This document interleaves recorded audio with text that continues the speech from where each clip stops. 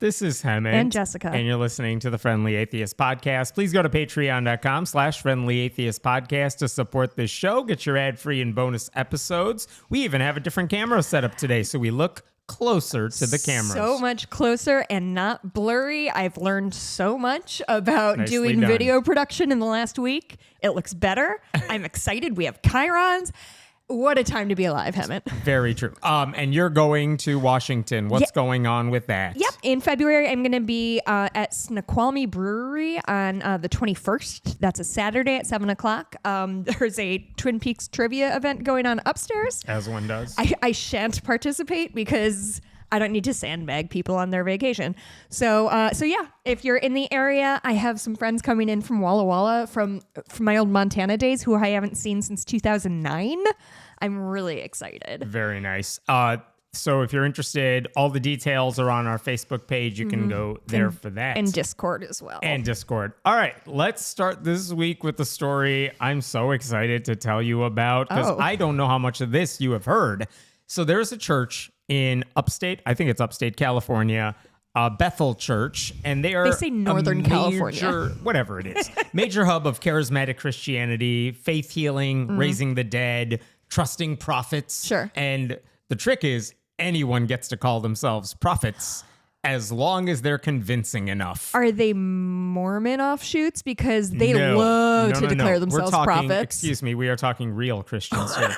And the church is big enough that they have an affiliated school, as a lot of these mega churches do. Theirs is the Bethel School of Supernatural Ministry, which gets made fun of for the obvious reason, which is that it sounds like Hogwarts, and it very much is. Oh, good. These are all cloaks. These are places Sorting where hats. years ago Paintings that I move. saw TikToks or whatever version of that existed, where people would be praying worship session inside of an auditorium, and like glitter would be falling from the sky, and they're like, God is sprinkling gold dust on us, and it's like, no, that's just glitter from the rafters That you put there, that probably. you put there. It's not God gold. Oh yeah, that's wild Weird. because every performance of the Nutcracker, God put fake snow on the stage. Every single performance. So that's Bethel. That's what we're talking about. And the thing is, it is a mega church. The question is, how influential are they? And the answer is, okay, the church and their beliefs may not be as widespread as more, I mean, less conservative is the wrong word. Yeah. But like more mainstream Protestant evangelical beliefs. No, they're not as big as that. However, their music, because they have a music offshoot, because it's a mega church, and Bethel music is huge to the point where if you go to a mainstream Protestant evangelical mega church and they're singing like modern-ish songs before a service, there's a good chance they're singing some Bethel songs in there because it's like a random music label that is popular in the Christian world. That is Bethel Church. I love this for them. So it's like a production studio? Very much so. And that's the way they spread their message wide and far. Oh, boy. It's like our music is what sells us to everybody. It's like the Shen Yun of the charismatic Christian it world. It truly must be like somebody who founded that church was like a wannabe musician, and it's just a vanity project that got out of control. Pretty much. So that's the church we are talking about here. And the thing is, people like us will make fun of the God gold stuff. And it's like, you can't actually raise anyone from the dead. Right. If you think you are raising people from the dead, you are sorely mistaken. Sure. But who cares what we say about that? The question is what believers say about all that. And that is what took a major hit this, like, about a week or two ago, when another conservative Christian, I'll call him a Bible teacher online, a guy who's basically, I do an online ministry where I talk about God and the Bible. Okay. But he's not a church, like, he doesn't run a church. He runs, I think, he runs his online like a ministry. Facebook page. It's like a conservative theologian who my way of getting information out is on YouTube. Fine. His name is Mike Winger. I am not supporting Mike Winger. Mike Winger has a lot of beliefs I disagree with. He has platformed people I find abhorrent. Like, okay, Mike Winger, I'm not praising this dude. Mike Winger is the bad guy. We get it, Hemant. Okay, Mike Winger put out a video on YouTube. It's about 6 hours long. Like one of those, have you seen those? I'm just a creator on YouTube and I made a 4-hour documentary. Yeah, and they're like 100%. super compelling 100% of the time. Because Totally. it's like you went down Defunctland has some good ones. Yeah. you went down a rabbit hole and I love this for all of us. Mike Winger put out one of those. It's about 6 hours long. Started watching it. Yeah. Could not stop watching it. And basically what he's saying is he is not a member of Bethel. He is not a fan of Bethel. He finds them to be false Christians in a sense. Is he local to them though? I don't even think so. He has almost 1 million subscribers on YouTube. So he's super popular in that world. And they just caught his ire for whatever reason? I mean, I'm sure people who spread the gospel the wrong way he gets messages about them all the time, like blast these people. Okay, fine. So among the things he's pointing out is, I just said Bethel is big on prophecy. So if someone says, I'm a prophet, meaning I've talked to God directly, you can listen to what I say about God. One of the guys who was boosted by Bethel was a guy named Sean Bowles. Random dude. He's the prophet. He's so compelling to watch when he's on stage. He has a direct line to God. And I've heard the guy's name. I've never actually seen him give a speech, do a sermon of any sort, because why would I? Right. But he is a prophet who has not only been platformed by Bethel many, many years over, their leader, Bethel's leader, a guy named Bill Johnson, has actively said, this guy's the real deal. Like, all right, you got to listen to this dude. Even as of like a year or two ago, Sean Bowles came out with a book. Bill Johnson's going on like Christian media circuits and like, this book, it's the real deal. Okay, Bill Johnson loves this guy. So Sean Bowles, very much boosted by the Bethel ecosystem, right? Okay. So one of the things that's pointed out in this 6-hour video is, if you listen to what Sean Bowles is doing, and for listeners of this podcast, you're going to understand what I'm saying in a second. And I had not seen this before, but this is not, I want to be clear, Mike Winger did not discover this. People have been posting about this stuff for a couple of years, but they have smaller channels. So like no one really, it didn't break out of their ecosystem. Sure. Basically, Sean Bowles will say something like, God is talking to me, and is there a Jessica? Is there a Jessica in the audience? Jessica, that's me. Is there someone in your life named Dottie? My dog. Jessica, God is telling me that God wants you to keep doing the thing you're doing. And by the way, I know you're dating somebody. God wants you to be with that person forever and take that mission trip you've been thinking about. And the thing is, what I had not seen, I've seen that sort of theatric. This is on stage Peter before. Popoff coded. Right.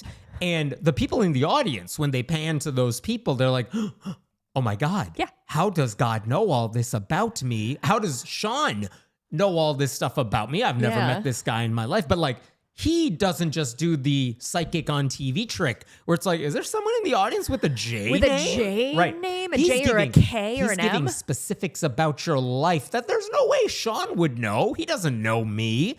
And the thing is, after he says God wants you to keep doing the thing, that doesn't sound like a sinister thing. But there have been stories where Sean told some woman playing that same trick, whoever you're seeing right now, go marry that guy. He's the one. And it turns out to be a really horrifically bad relationship. And Sean is saying, no, stay with that guy. That's what God wants. So they stay in these abusive relationships. Sure. Because God told the woman that she should stay on this track. That's where things go off the rails. But in this video, I mean, I think they're already off the rails of these people clearly doing hot readings for their parishioners. So here's the thing Mike pointed out, which he admitted in the video. I did not find this stuff. This is stuff I'm compiling and presenting to you with all credit where it's due. But there was evidence. It's like, how would Sean have known Jessica has a dog named Dottie or something? It's like, well, it turns out all of those prophecies really spiked up in 2013 after Facebook let you start searching for that stuff online really easily. Of course. The smoking gun, he has a lot of examples of this. He's like, here's what Sean says about this rando person in the audience. Here's what I found about that rando person before the event took place. Wow. And it matches up perfectly. But the big smoking gun was, hey, Jessica in the audience who I've never met before, God is telling me you live at like 1234 Main Street. Is that correct? Oh my God. And the lady in the audience says, that's not my address. And he's like, oh, Oh, that's interesting. Maybe I'm just getting confused here. Do you have a dog named Dottie? All right, we're back on track. Yeah. Where would he have gotten that wrong information from? Well, it turns out if you look up someone whose first name is Jessica and whose last name looks like yours, but maybe is spelled a little differently, but is, or maybe has the same name, but isn't you, if you have a somewhat common name, if you search it online, there is a page that says, hey, there's a Jessica who lives in Chicago. Here's her address, 1234 Main Street. And they just assumed, well, we're talking about the same person. And the smoking gun that was pointed out in this video was there is someone else who does live at that address, and it's someone with a nearly identical name to the woman he was doing a hot reading of. Also, whatever. Don't dox people. How about that? I mean, don't give out their address. He's very much giving out their addresses. That's insane. But it's like, oh, your team totally Googled this person beforehand. We know you're making this all up. And the thing is, yeah, that's a psychic trick. We've seen it on TV. We've seen those fake people do it all the time. Can I have a minute to just, if people aren't familiar with what the different kinds of readings are? So if you're unfamiliar, if you've ever been to see a psychic or seen those things on TV, there's 3 kind of steps that they might do. One is called a cold reading. That is, they don't know anything about you beforehand. You just come into their storefront and they, look at you and make assumptions based on that and Jess, do the are you Barnum liberal? do the Barnum questions of like, oh, are you kind of quiet at first, but then you really warm up after a while? Do you like to have fun? Do you like the indoors, but sometimes like going outdoors too? Do you like hanging out with your friends, but also sometimes being alone? Yeah, exactly. So that's like the cold reading Barnum statements. Hot readings on the other end of it. And this is famously Peter Popoff got getting information through his earpiece. Doing this. They do it really well on An Honest Liar, one of the great documentaries of the last 20 years. He had an earwig in, and his wife was like in the background, backstage, just reading shit off. This is in the 70s, 80s. I think they filled it out on a card, and she's just reading what off. It is. Bob's card. They would write prayer cards and be like, "Oh, Jess is here because, she's got a scab on her face and can't get it off." And he's like, "Jessica, do you have a scab on your face?" God is talking to me. I thought of, and famously, James Randi went in and basically found the same radio frequency that they were broadcasting on. Beautiful. And it's can you hear me, Petey? If not, you're in trouble. Like, it just lives in my head forever. So and honestly, I kind of get, when they write on the cards, that seems to kind of give the game away. But like, I get why people were impressed by like hot readings before, because it takes some effort to do a hot reading. And the thing about now it's like, I can Google you and find out where you are in this moment. Right. And there are one of the videos that was not the smoking gun one was just, hey, Bob Smith, are you out in the audience? And a guy's like, oh my God, that is me. And it was very much God is telling me that you should go on that mission trip that you've been thinking about, that you should do that. And the guy's face is just like, I'm getting a personal message from God. He is so damn happy. Oh, sweet and boy. It's like, okay, I mean, I get why this is powerful. Of course. But I get how this could be used to really make people do exactly what you want them to do. It's disturbing stuff. Yeah, so it's fucked up. It's fucked up to lie to people's faces and call it God talking to you. That's fucked up. And the big thing in Mike Winger's video is he's like, yeah, okay, so this is proof. We have proof that Sean Bowles is not talking to God. He's just getting this from Facebook, Google, what have you. LOL that we need this proof. More importantly, there is evidence, and they have text messages and emails to back up that leaders at Bethel knew all this in advance and continued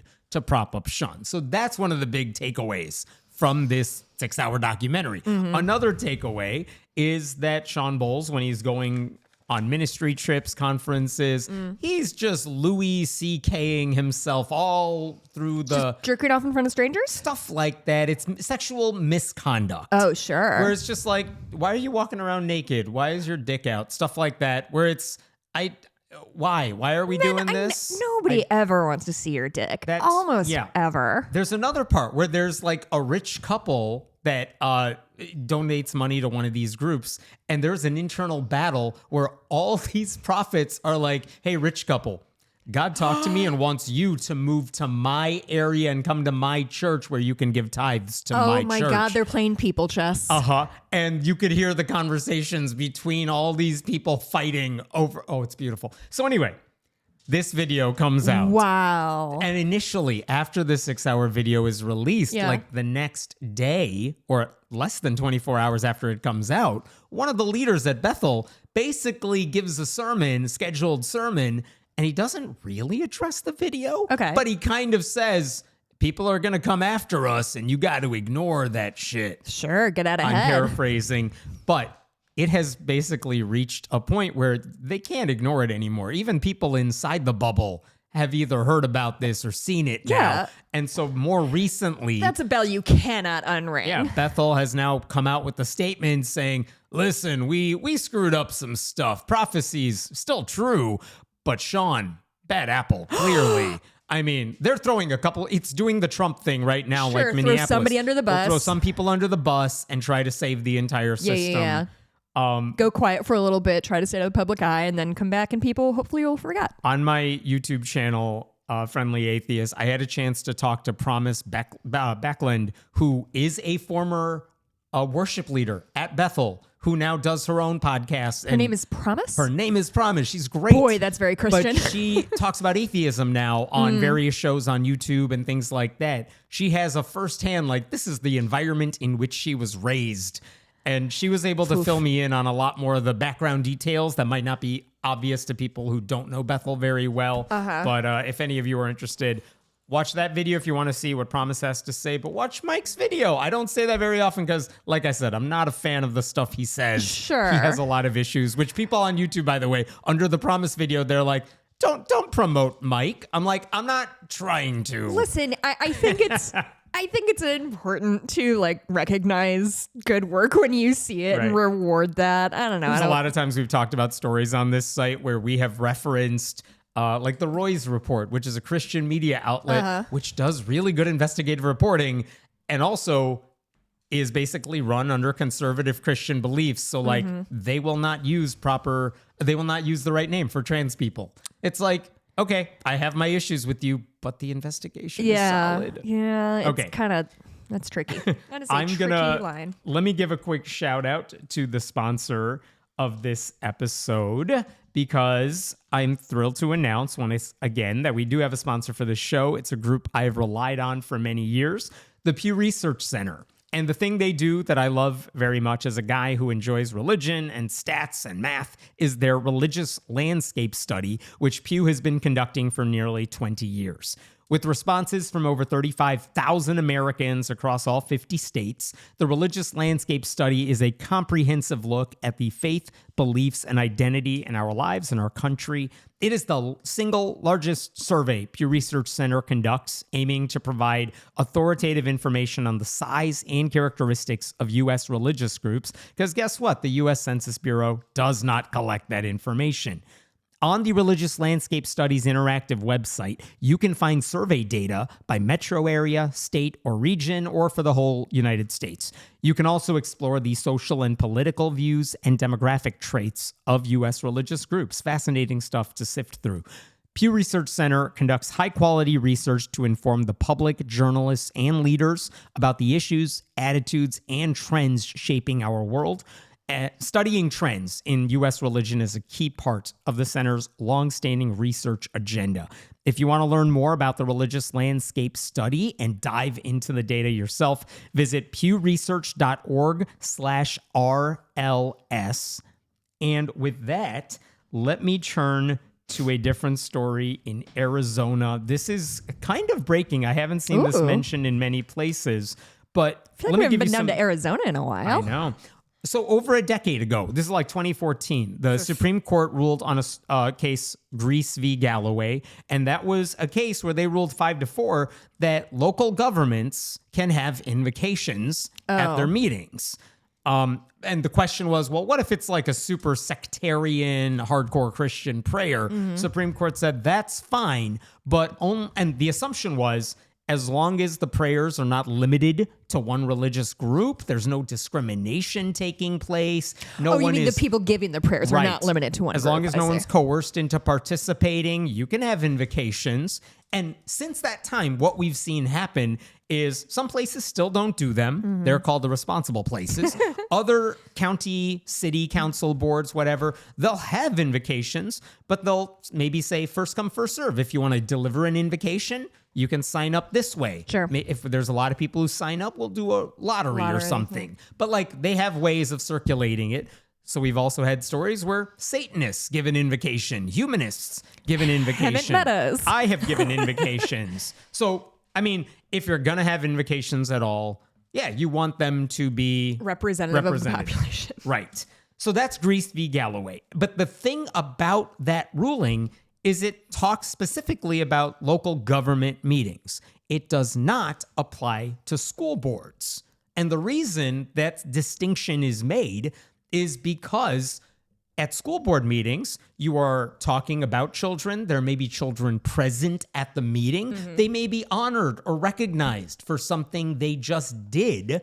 And so that's a very different ballgame than a city council meeting. So school board meetings cannot have invocations. They have not said, the Supreme Court has not said that's okay. Right. So anytime you hear, and we talked about a story not that long ago in Chino, California, where their school board very much tried to push Christian invocations at meetings for years. They very got blatantly sued. They lost. Yeah. They lost over and over again. They've tried to resurrect the case now, but they've lost a lot of money fighting this thing because the courts still say you can't have invocations at school board meetings. And now Republicans in Arizona are trying to say, screw that. Let's try it anyway. There is a House Bill 2110 that was written. Here's the entire crux of the new bill. Sponsored by a Republican, obviously. I'm going to paraphrase, but on request from any member of a governing body of a public school or public educational institution in this state, the governing body shall allow the member to pray during a meeting of the governing body, which says in English, if a school board member wants to pray during a meeting, you got to let them. Yeah, but prayer is not the same thing as an invocation. If you can they want sit to do quietly and pray whenever you want, which is the thing I feel like Christians forget, that you can just kind of always be praying. Always be. No, if they want to have their invocation, they can do it. But the verbiage of that, am I wrong that that's not like clear? That's not what that says? I think they want to make it as broad as possible. So if they want to do an invocation at the beginning of every meeting and a board member says, I want to do that, they could point to this and say, see, a law passed. I'm allowed to do it, even though federal law does not allow that. All right. In any case, this bill's sponsor is State Representative Teresa Martinez. And one of the things she said when she was introducing the bill last week is that the only reason school boards are not allowed to have invocations is why? Because atheists run the government? Close. Oh. She said school boards are predominantly one-party rule. Basically implying, well, they're run by Democrats. That's why they're not allowed. Which I don't know what the fuck you're talking about. Yeah, she said the only place that we are not allowed to pray statewide uniformly is a school board. And that is because school boards are predominantly one-party rule. Also, and maybe it's just the stories we cover, so there's some bias, but a lot of them are run by Republicans. Yeah. You know why book bans are a story in the country? Because of conservative-run school boards. So, like, what are you talking about? Wow. And also, that's not even close to being right. That took a really long walk to get to her point, and it does not hold water even at all. This is the bill she wants to pass. And so they were in the House Education Committee, and they said, all right, Representative Martinez, come up and tell us about your bill and why you want us to approve it to go to the next chamber. First step in the process. Sure. So she explains all that. She's like, we got to let people pray, right? Yeah. She said, we pray in the House. We pray in the Senate. We pray in Washington, D.C. We pray in city council meetings. We pray in county meetings, but not the school board. And it's like, yeah, I just explained why all of those things are very different from school boards. And also, so fucking what? Yeah. Like, that's truly, boy, oh boy, if I could say one word to, or one sentence to almost any of these people. So fucking what, dude? So then. So fucking what? So then came question and answer time, because that's why she's there. She's introducing her bill, it's like and a then town the hall. committee, Oh, the commi- committee got it, can got it. ask questions. It's like a 12-member committee. But one of the questions came from a Democrat who's great, whose name is Stephanie Simicek. And here's the beginning of her question. And she's very polite, I should say. She's a better person than us. Here's her question. It's not saying a lot. Why is it not possible for people to just, I serve on the school board, to say the prayer like to themselves? And why does it have to be this display of something? And then she goes on for a while, like basically implying, can't you do it in the car before you start? Can't you do it silently in your head? Yeah. To which Martinez does not really have an answer to that. But this is what she responds with. I will quote her. I'm going to say that goes to uniformity. Why must we do the land acknowledgement? Why can't we just simply say that in our mind? We're going to acknowledge the land. Yet, it is pushed upon many school board members to do the land acknowledgement. Why do we feel the need to do that? Why do we feel the need to do the prayer? Why do we feel the need to do the pledge? Why can't we just privately say that to ourselves? I pledge allegiance. Oh my God, I love when they find the point all on their own. I know. I love it. like- So we agree. I'll tell you what, if you want to do land acknowledgement silently and the pledge goes down with it, Fine. okay. Fucking take Yeah. it. She also said, This is like sending Bill Clinton down with this ship. Like, I don't give a shit. Take it all. oh no, the Epstein files are going to get Clinton. Oh no. Yeah. Fuck him. What am I going to do with all my hats and paraphernalia? My huge Clinton flag that I have hanging off my car. She also said in her response, in many communities, Hispanic communities, they are very Catholic and they love God. If you don't love God, you don't have to pray. You can walk out. You can sit quietly. You don't have to be there. But if you love God and you look at the Constitution, I think that that's appropriate. What the fuck did you just say out loud? So she's still ignoring the bigger issue, which is children cannot be expected to just walk out and not pray. They will go along with what the adults are doing. That's why prayers are a problem at school board Is she meetings. just pointing out that Hispanic people tend to be Catholic? Like, yeah, like her community. what? She's like, we love God. Yeah, fine. Go oh, ahead. is she Hispanic? Yeah. Oh, that makes more sense. Martinez didn't give it away. Listen, I don't listen to you all the time. But she was basically saying there are school boards in our state with a lot of Hispanic school board members. What are they supposed to do? And it's like the job The they were same elected to thing do. that I don't know. White people do? Yeah. But again, tell you. let's suppose like this bill were to pass. Let's suppose Christian prayers were permitted at meetings. Wouldn't that open the door to non-Christians saying, I would like to give an invocation, and won't that rub all of you the wrong way? Well, guess what? A different Democrat on that committee, State Representative Nancy Gutierrez, she raised that exact point. Also Hispanic. That one I Also clocked. Hispanic. There you go. Here's what she said.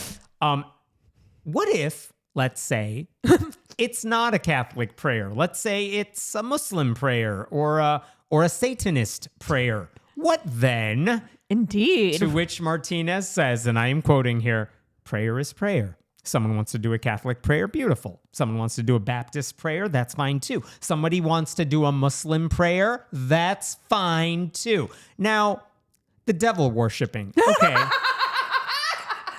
Okay, not my cup of tea. That's just not who I am about. And if I'm not mistaken, and listen to this one. Okay. And if I'm not mistaken, we had a senator 2 sessions ago, maybe 2 years ago, who decided to bring the satanic body, the satanic worshipers, to the Senate and acknowledge them. Thank them for being here. Thank them for their good work. And you know what? And you know what? He was allowed to do it. And then you know what? His voters sent him a message and he did not return. Okay, now you tell me the headed version of that story. I'll tell you what happened there. But she's basically saying, okay, if you want devils to be allowed to worship, which you'll get voted obviously out. is not what Satanists are doing that we're talking about here. She's saying, all right, they can. She said, if a school board member wants to stand on the dais and do a satanic prayer, that's fine. Which is a thing you say when you're like, that ain't gonna happen. Exactly. You got to be on the school board first Yeah. to do these prayers in her mind, which is the right answer, but also you could tell she's like, I'm doing this because Christians are going to dominate this. It's because that's not a real concern for her. Right. Like, you know what I mean? That's not a realistic thing that's going to happen. So that like, a Muslim person's going to come into her Arizona. That's in her Right. brain. Like, she's playing the odds. If 1% of the prayers are non-Christian ones, I'll deal take with it, it if yeah. it means all the rest of them can be. So I was like, what story are you talking about? Here's the story she's referring to. In February of 2024, there was a state senator, Juan Mendez, who was openly atheist, and there was a blatantly unconstitutional bill being considered that would have banned certain displays on public grounds, specifically just satanic ones. Basically, because on Christmas time... Didn't they do this in Iowa, too? Oh, they did it everywhere. But like over winter holidays, people wanted to put up a nativity scene, and then Satanists were like, well, we have a display we'd like to put up too, and we're going through all the motions. Right. So they tried passing a bill to ban just satanic displays. It would have been blatantly unconstitutional. Well, as that bill was being debated, Juan Mendez was like, I'm paraphrasing here, he's like, today in the chambers, we have some representatives from the Satanic Temple here. And I just want to give them a shout out for the work they do. Anyway, this bill is insane and don't pass it. Guess what? That bill failed because it had to, because it was unconstitutional. Well. But not before Republicans expressed all kinds of outrage about how a Democratic lawmaker was welcoming those evil, evil Satanists. So embarrassed. Even though they reject belief in an actual Satan. In any Yeah, case, but those are the correct story details, and who she's cares? referring to is he was term limited from running again for the state Senate. Wait. It's okay. He was term limited from running for state Senate again. So he tried to run for the state House where he used to serve in his old district. Well, when they had a primary in 2024 for that seat, it's the top two move on to the general election. Okay.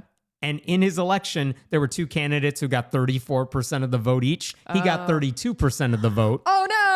Which, and as far as I could tell, there was no indication that he did not win or advance in that primary because of what he said about the Satanists. He and lost. Also, I want to be clear, he wasn't voted out. He was term limited out. And From the Senate. From yes. the Senate. Like, But she's implying, well, he Of course didn't she's come back implying. here because of the Satanist thing. So she's lying about idiot. that. Now, here's where we're at with this bill in any case.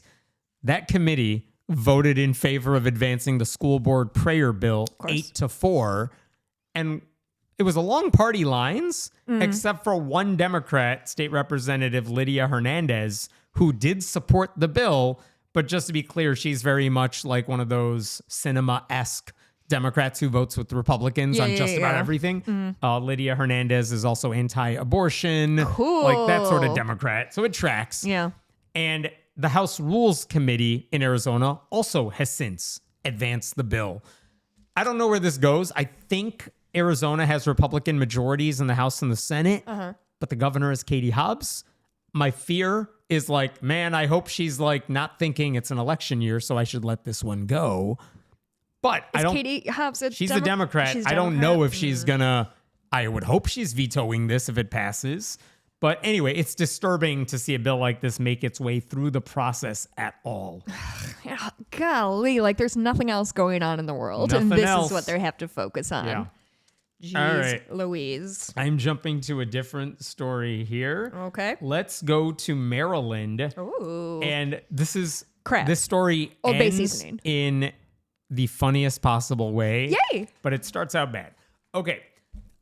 There is a county, it's called Wicomico. I think I'm pronouncing that one right. Wicomico? It looks like Wico Mico on paper, but it's Wicomico. People get- Everyone who lives there got very mad at me. Everybody loves to dog on Hemet for mispronouncing like city and county names, and it brings me no There you go. small amount of joy. So when they had the county council had a meeting in mid-September, it was like the day or two after Charlie Kirk was murdered.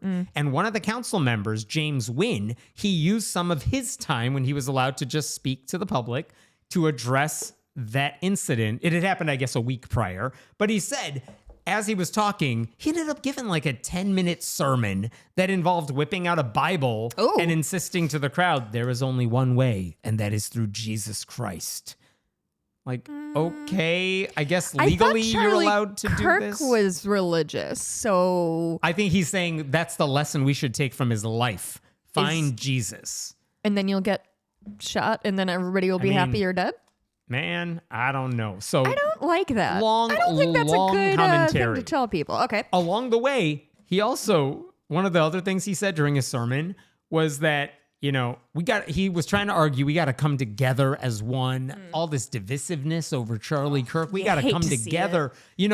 After 9/11, quote, we saw a huge coming together of people, families, people loving on each other. Trying to murder brown people in the street. I know. He's ignoring the rampant bigotry against brown people, Muslims specifically. But then he insisted Charlie Kirk was a hero because he put God first. He put the Bible first. He put Christ first in guns everything. First. Okay. So what did that have to do with the city's business, the county's business? Nothing.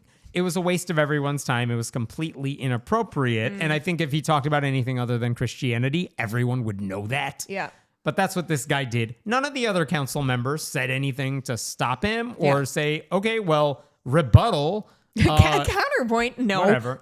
He only stopped talking in the sermon after a member in the audience basically stood up after 6-7 minutes of this and was like, what are you like? I think she yelled out something like, and I couldn't hear because she doesn't have a microphone. Sure. But you could kind of hear what we're seeing in government right now in the White House is not love. It's not love, and it's not the way Jesus talked. Correct. And she walks out of the room. Good for her. But here's the thing.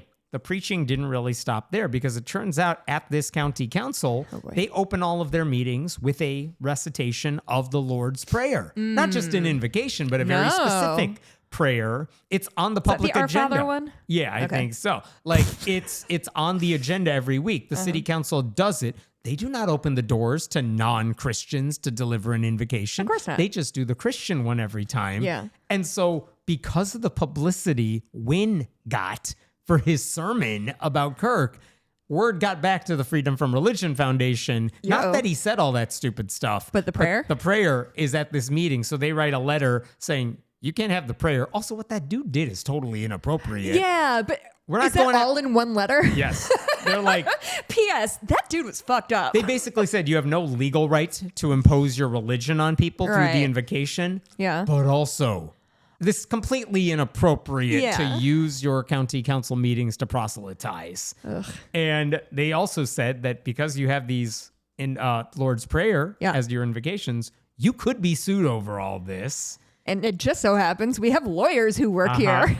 And then they sent some follow-up letters in the weeks and months to come. And at the very end of December, the council responded to FFRF basically saying this. After consideration of the issues raised, the Wicomico County Council has determined that beginning in calendar year 2026, this year, it will discontinue the recitation of the Lord's Prayer as part of the council's meeting agenda. Oh boy. This decision was made after consultation with legal counsel. So their lawyers were like, yeah, they're totally right about all of this. Yeah, because they're good lawyers who know the law. Yeah. And then a couple weeks later, so January 14th, they issued a formal press release about this. Basically, I think they were just trying to save face. They're like, don't be mad at us. We're just trying to do what our lawyers Save face said. to the Christians of the community who are upset? Yes. Got it. And this is what they included in their press release. Legal counsel advised that any challenge to this precedent of the Lord's Prayer would likely require litigation through the U.S. Supreme Court level with no reasonable expectation of success in the Maryland courts or the Fourth Circuit. The issue arose after a council member read scripture from a Bible during council comments at a legislative meeting, which prompted outside legal action. After weeks of legal review and discussion, the council president determined there were no viable alternatives that would not expose the county to significant legal risk and expense. Oh my God. So they've learned their lesson finally after 15 this years of this? idiot on the council is like, oh my God, Charlie he Kirk drew died. their fire. Because he decided to preach about Charlie Kirk, gets everyone's attention about what this county is doing. He ruins it for the rest of them because they were getting away with this for such a long time. God, there's always one that just can't keep their fucking mouth shut. Yes. Truly. Yes. And a county executive, her name is Julie Giordano. She was so mad about that press release. Of Giordano's Pizza? Sure. She said, we bent the knee for one person at the expense of 104,000 people. I don't think we would have been sued.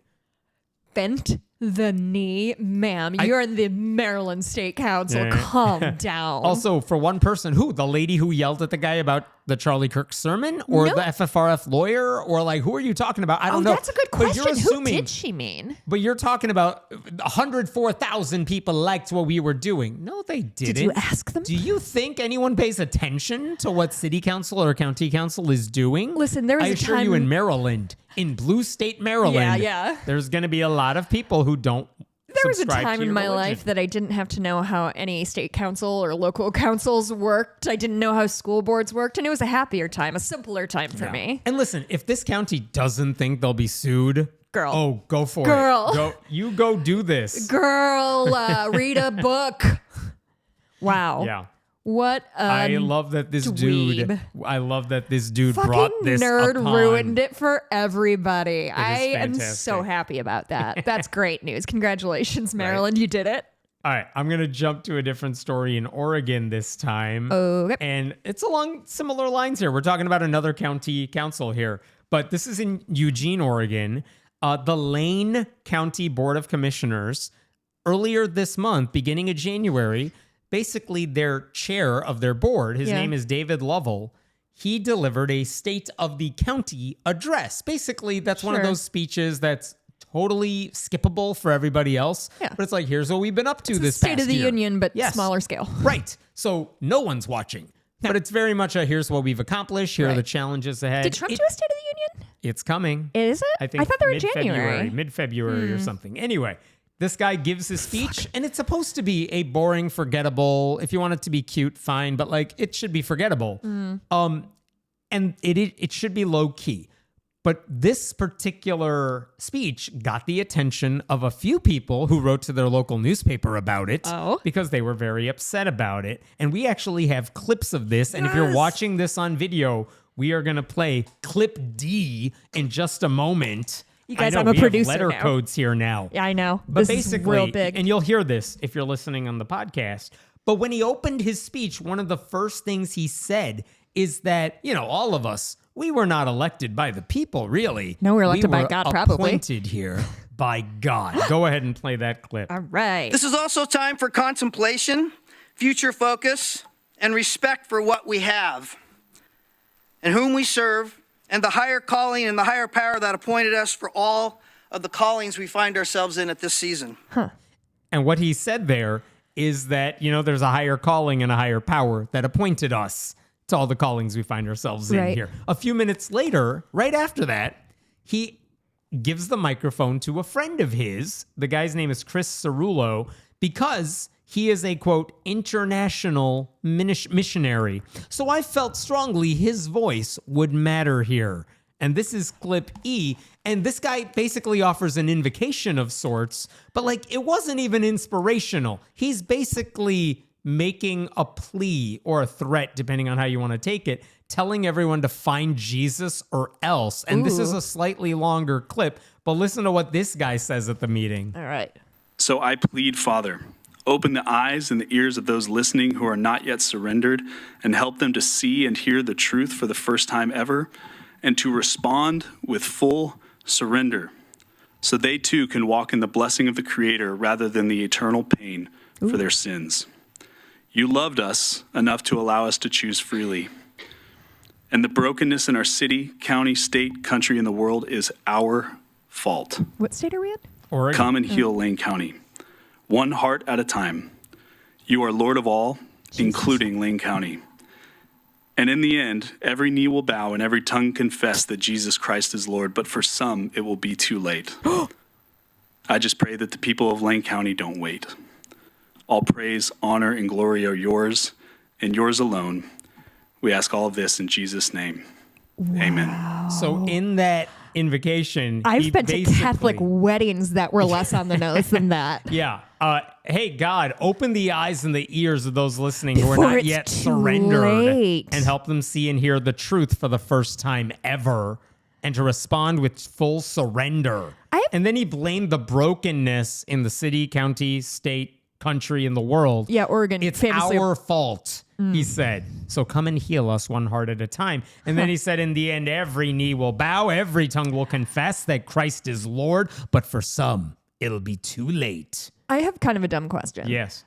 Is bend the knee, does that predate Game of Thrones? Because I feel like that's the Yes. first time I heard it. Okay. Because I'm like, are these nerds fucking like Are they all Co-opting, referencing yeah. Game of Thrones? No, that's a phrase that's been around for a wow, while. this guy was not kidding Like, around. That not- wasn't even like kind of related to government. Right. And in no way was that inspiring to anybody, including plenty of people, I assume, who are Christian. When he says broken, what do you think he means? Well, they have gay people in Oregon now. Like, genuinely, is that what you think he means? Or is he like knows? blaming? This is like always what I'm curious about is like, are they saying like, kids are getting educated some places and he's very upset. well, no, are they saying that like, oh, the fact that there is a homeless population, the fact that like there's hungry people, that is all that's because of you never- guys? that's or never- is it there's gay people and people who use they them pronouns Almost- and that's the bad thing? That's almost the thing that gets them worked up more than anything else. It's not the hungry. I don't think Jesus guys like talked this, a I lot should about say. pronouns. There are plenty of churches that try to help the poor. This guy, the way he talks, I'm not getting that vibe. no. Needless to say, those of us more who of a are fire not and Christian, brimstone. and I've heard there are a few of those in Oregon, In Oregon. have our eyes and ears open just fine. We're doing just fine with the truth. We don't need to surrender to God. anybody. So why is that guy part of the Wow. state of the county address? Well, more Totally importantly, why inappropriate. does he think that that's an okay thing to like? What was the context of this again? It's, hey, my buddy, come up here. Tell us some words of inspiration for the state of the county address. Wow, And that's what he said. that But was wait, it. we're not done, because at the end of the address, Yeah. Lovell, the chair of the commission, is like, hey, there's a pastor at New Hope Christian College and chaplain of the sheriff's office. His name is Guy Higashi. Can you come up here and give invocation number 2? There's more. Because we need more God. And this dude tells everyone to bow their head in prayer in the audience, which is like, no, Incorrect. I'll do what I want, but play the clip F. All right. And that's Higashi talking about this stuff. In a spiritual context, for me, being a chaplain and a pastor, my true north is Jesus and the kingdom of God. But in business and government, true north serves as a shared guiding purpose to keep teams resilient, moving in the right direction. It's more than a marketing slogan. It's living a culture that drives our every decision. And so with that in mind, I know for myself, I have a guiding principle, the true north. Will you bow your heads and pray with me? No, I shan't. Heavenly Father, I thank you for It's the not many most blessings that you have egregious provided sermon, us. But it's still what inappropriate are we to ask the doing? audience to pray because it assumes everyone shares his faith. They don't. Yeah. And again, if a Muslim person did any of that stuff, you would know what I'm talking about. So what's interesting about this is there are still some newspapers out there. The Eugene Weekly got letters to the editor expressing concern about that state of the county address. Like one local resident, her name is Karen Myers, she urged people to watch the full speech so they could, quote, see the blatant erosion of the separation of church and state in a public meeting. And then she added, I thought I was viewing an evangelical religious service rather than a Lane County government event. 100%. And then she concludes, what those of us who believe in the separation of church and state can do is vote Lovell out of office in November. Then my prayers will be answered. Well played. Burn. And then there was another resident, his name is Thomas, who said this. In his final act as chair, because this guy's stepping down now, in his final act as chair, Commissioner David Lovell made clear his perpetual disregard for the separation of church and state. ... If you think the government's role is to uplift faith and explicitly state that all other faiths are lesser, you should not be in charge of our tax dollars. ... Using your official position to knowingly create a hostile climate for others is what a weak person does. This will be worth remembering in November. So good on them for writing in and saying all of that. Oh, I love when people don't mince words. The thing is, Lovell's speech was written in advance. The two pastors knew they were speaking. This is not. Oh yeah, that guy was reading off his fucking iPhone. Yeah, like they chose to first of all, use. he couldn't ad lib that thing, like the thing about True North. You couldn't remember that. You're a chaplain, dude. You don't read off your fucking phone in front of the city council. These guys chose to use their platforms to spread a religious message instead of doing anything useful for the county. I mean, just explicit claims of spiritual authority, moral supremacy. You're all going to hell if you don't agree with me. Yeah. In a place where no one was there to hear a sermon. And as far as I can tell, no one in government there has spoken up about this. No one has no one's defending religious pluralism, which suggests to me everyone seems fine with it. Yeah, Eugene is a pretty big municipality. It's not tiny. Think so unless people speak out, no one's going to stop this stuff, which makes me think they're just going to keep doing it unless someone does. Well, if it's if it's crossed your desk, I'm sure there's other people, you know what I mean? I would hope. Looking into it. Yeah. But wow. Let me jump to a different story, a much more disturbing. Wait, first, I just want to celebrate how well those clips went. I have spent hours and hours and hours on the phone with support. I've worked very hard. We'll see if it works when I post it. Oh, go fuck yourself. Okay. This is a move that's going to harm the dumbest Americans among us. Basically, this week, Republicans? The head... There you go. There is RFK Jr., Health and Human Services Secretary. He has a Republican-backed advisory committee on immunization practices. Basically, he's like, I'm not just making up what we should do about vaccines. I ask my advisory board what we should do. Well, guess what? The head of that committee, the advisory committee, said on a podcast this week that vaccines to fight polio and measles, they ought to be optional. Polio? Yeah. The guy's name is Dr. Kirk Milhoan, and he said the right to refuse vaccines is more important than a mandate to protect private health, to protect public health. Here's what he actually said on this podcast. And this is a paraphrase from Stat, a health news focused website. Okay. In the case of an infectious disease, a personal choice to decline a vaccine may also affect others, including infants who are too young to be vaccinated or people who are immunocompromised. But a person's right to reject a vaccine supersedes those risks, Dr. Milhoan said. If there's no choice, then informed consent is an illusion. Without consent, it is medical battery. Medical battery. Yeah. Have you ever seen those pictures from the 1910s or so when polio was ravaging? I think that's later than 10. Is it later than 10? It's like 1940 or 50 where you see people in iron lungs. In the and iron all lungs. Of that. Mitch McConnell famously had polio. What? And I think, right? I don't know. Yeah, and he survived Did my voice sound like I knew? He ought to be the first one in line saying we should do vaccines. Vaccines are good. We had a president who was in a wheelchair because of polio. Right. Like, what are you talking about? The one who started the March of Dimes to help eradicate the disease. Polio. Oh my God. To make sense of this decision, who's this guy saying, we don't really need the vaccine? It helps to know who this guy is and why he's on this panel at all. Because, he is a doctor. He did go to med school. Fine. That's why Republicans can get away with promoting him. He is, but his day job, day job is evangelical pastor with a long history of promoting misinformation.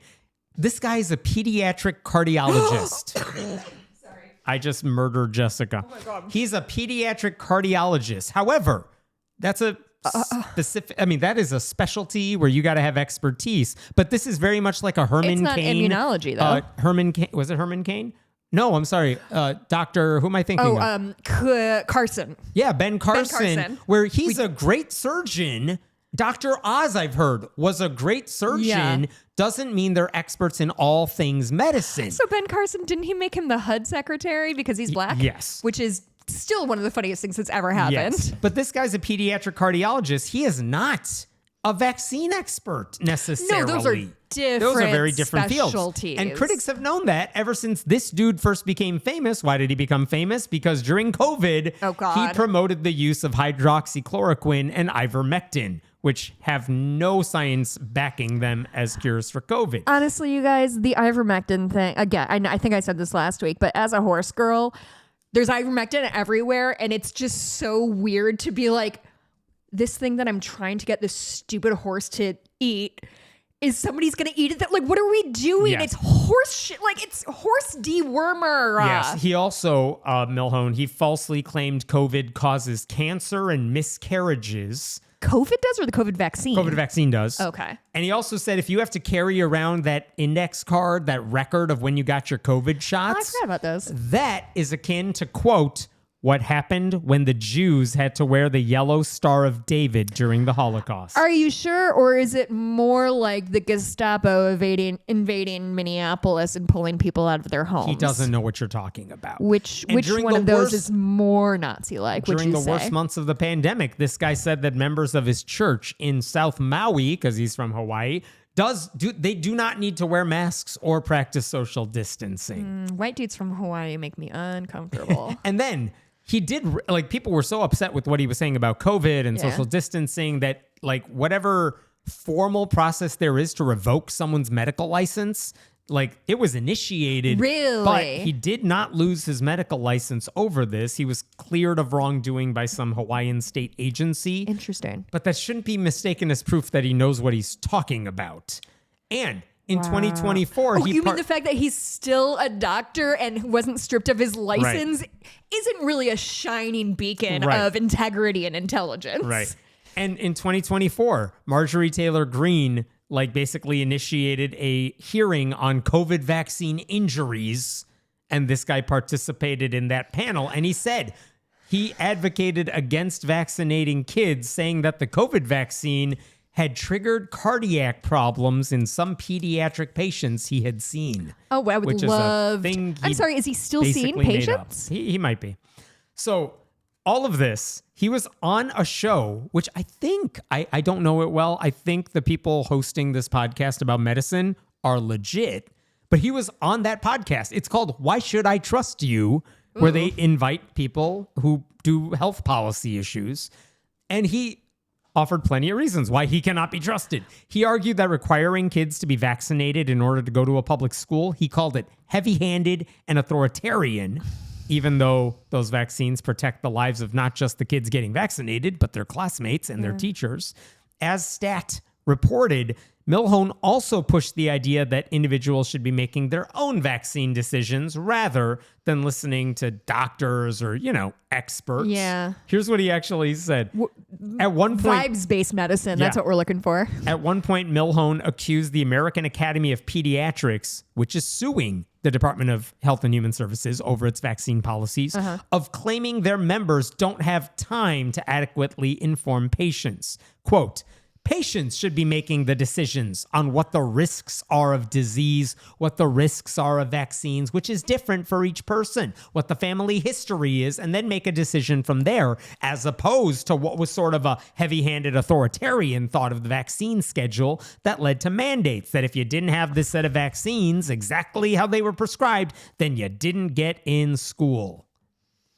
So I think the lesson that we're going to have to learn time and time again is that no amount of death or destruction, dismemberment is going to change anybody's mind who's already in this headspace. Because, I mean, I think it started with the Sandy Hook thing of like, oh, if you don't care about a dozen kids or however many kids died that day, then I'm not sure what to tell you. With Renee Good, and now with the what's his name, Pretty? Yeah. Alex Pretty. Yeah, that's what you have. How many kids? At least 3 kids I know have died of whooping cough last year, and I think that's what sort of we have to, I guess, harden ourselves and just accept that these people do not care who lives or dies. They want power. And this is happening at a time when both Texas and South Carolina are having massive measles outbreaks in their states. And by the way, this idea that parents know what's best when it comes to disease and risk. No, most parents, and I'm not even saying this derogatorily, most parents do not know any of this stuff. Why would they know medicine specifics? It's not their job. We've talked about this before when it comes to homeschooling. I have a master's degree. My partner has has a grad school degree.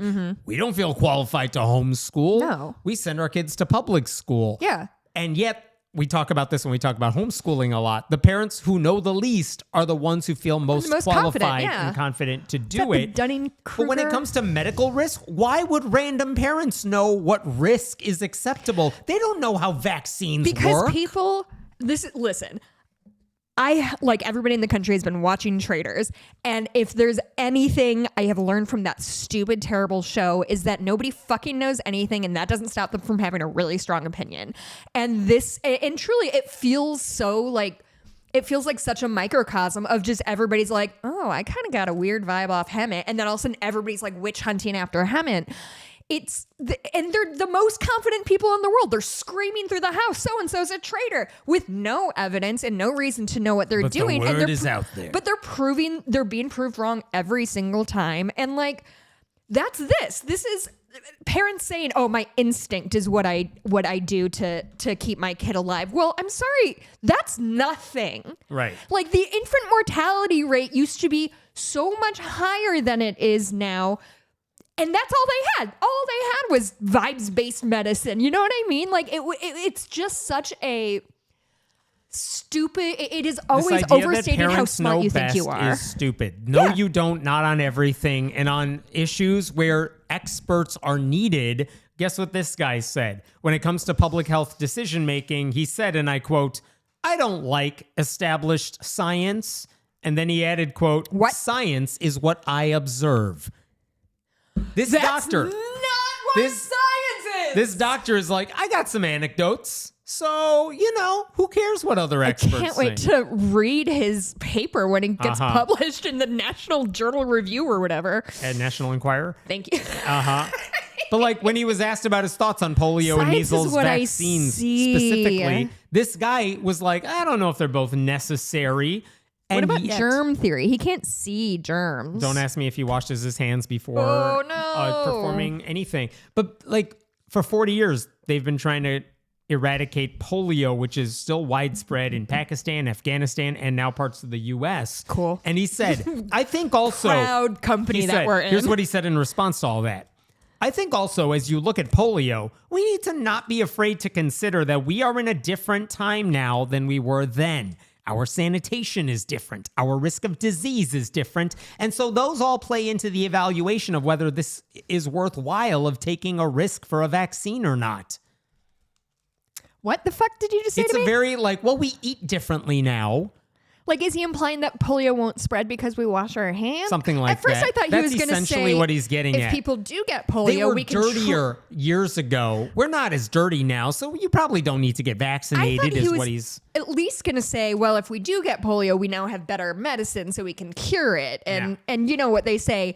A pound of cure is worth an ounce of prevention or whatever. But when Stat asked the American Academy of Pediatrics, the chair of their infectious disease committee, his name is Dr. Sean O'Leary. Hey, what do you think about what this dude said in the podcast?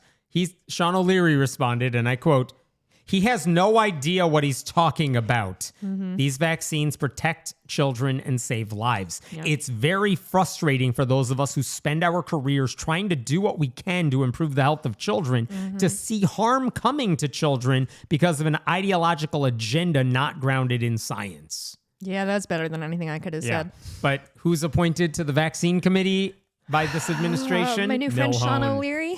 Not Sean O'Leary. Oh, boy. So... they haven't acted on this yet. I know RFK has talked about we should change the vaccine schedule so kids are not going to get vaccinated the way they should be. And this guy's saying, I don't know if we need them at all. We shouldn't force public schools to require them. Like, if this guy gets his way, kids will die because Republicans are pro-life. How many people I know are going to die in the next 5 years because of this? Wow, I've never thought about that before. That's pretty upsetting. So I got one last story for you today. Oh my God, are we going to end on a terrible note? Maybe. No, this one, we didn't. I don't think we got around to this one last time, and I wanted to bring it up.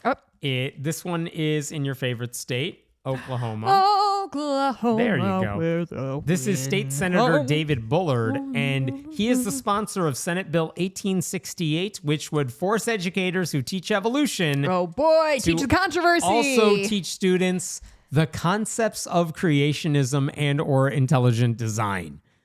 Basically, you're not allowed to teach evolution unless you do one or the other. It's so wild because every time this comes up, I always think of Inherit the Wind. Inherit the Wind, which is at this point, what, a 60-year-old movie? And it was made about a thing that happened like 60 years before, and we're still having the same fucking conversations. Yep, like Gene Kelly was a young man when he was in Inherit the Wind. Happy Darwin Day.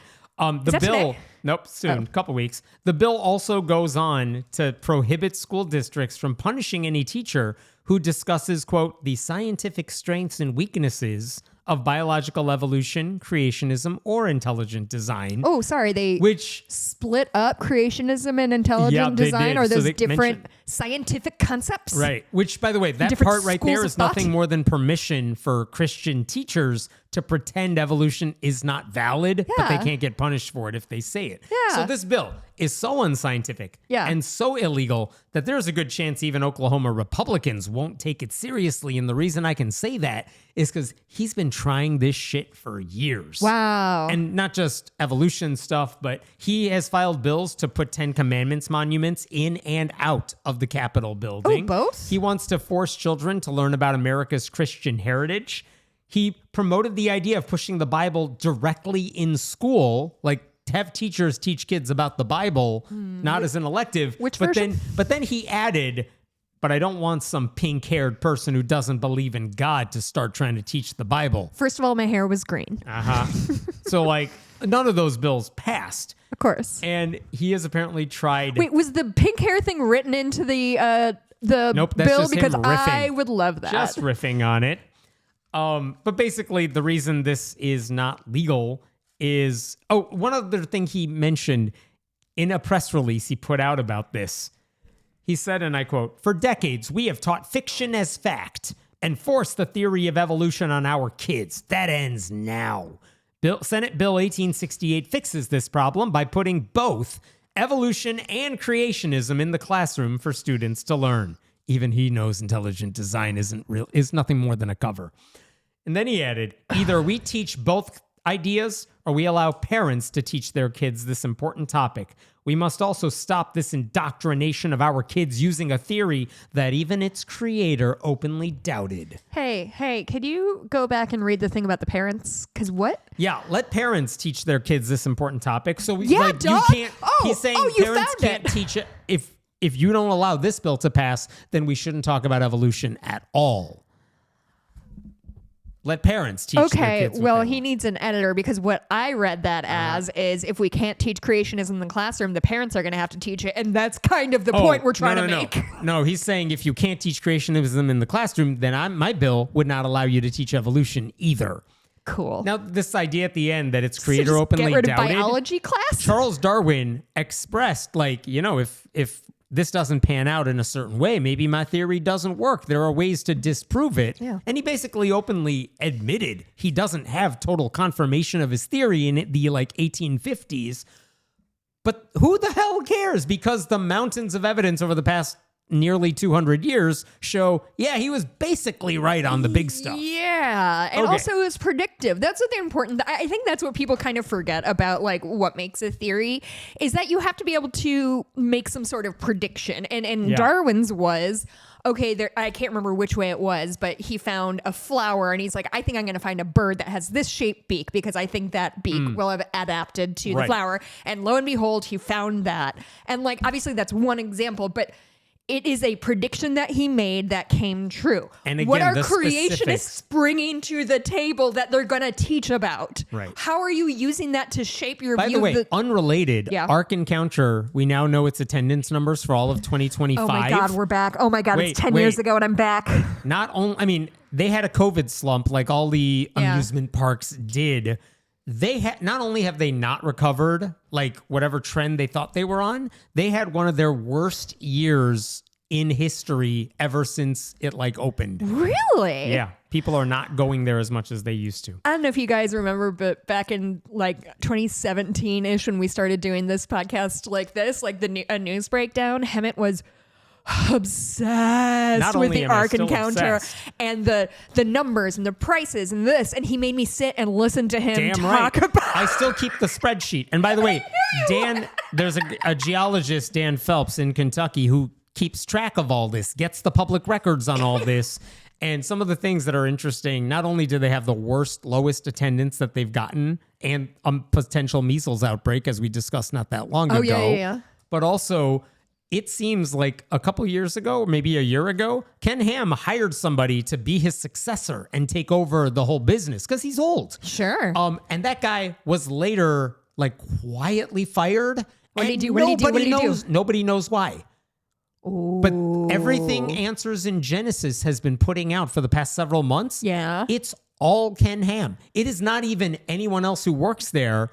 Like, so this is a dying cult that has one guy at the top, and there's no inkling that there's a succession plan anymore. It's wild. Anyway, back to this bill. Yep. Back to this bill.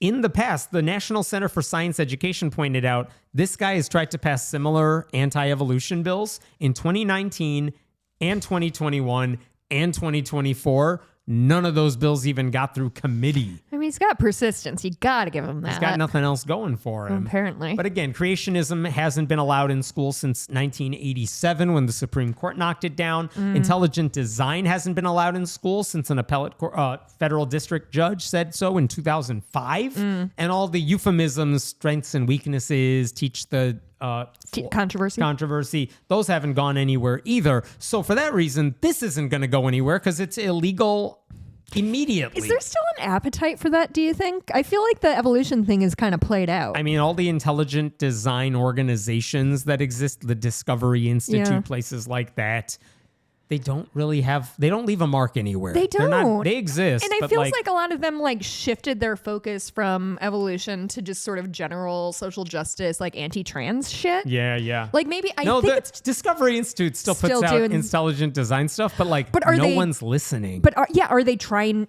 This guy is obviously trying to get that into schools. Is that it doesn't feel like 10 years ago, 15 years ago, it was all over the place. That was all I wrote about when I started writing. Here was this and Chick-fil-A. Yeah. But I guess there's no appetite for it anymore. Possibly. I just think other things are pulling focus. I think they really might have to call an L on that one. I don't think they're going to win that. They're trying. We'll see. Let's stop there for now. What are we going to talk about in the bonus? I want to talk about an interview I saw that I think will interest atheists who listen to this type of podcast. Oh, cool. I actually want to talk about an interview I'm going to do soon. I still want to talk about heated rivalry. Sorry, that's my personality now. This is who 3 I weeks am. running? No, it's only 2, and I've watched it multiple times since then. I'm not embarrassed. I am pretty embarrassed. And if you want to leave reviews, go do that in whatever you get your podcasts from. You can support this show by going to patreon.com/friendlyatheistpodcast, friendlyatheistpodcast@gmail.com if you have tips or ideas or comments or anything nice to say. No new comments, but I will say on Monday this past week, I mailed the last of the stickers out. It's genuinely taken me months because a roll of stickers is set like $80. And then I had to pay for it was just a lot, and it's my fault because I didn't do it as often as I can, but they're all out. So if I reached out to a few people that it bounced back. So check your Patreon to see if I need an updated address. And if you didn't get one by like next week, go ahead and shoot me a message and I will get one over to you once I reorder more stickers because I'm out of those as well. Excellent. I want to talk about a little bit about heated rivalry. My friend who is expecting, she's 30 weeks pregnant, and this is all we talk about now. But yeah, we'll do that. You can email us. I think those are all I'm going to start pulling clips from this and posting them online. If anybody has any particular clips that they think would be good, like 90-second bites, I would appreciate your help because I black out while I record this. There you go. All right. We'll see you next week. Goodbye. Bye.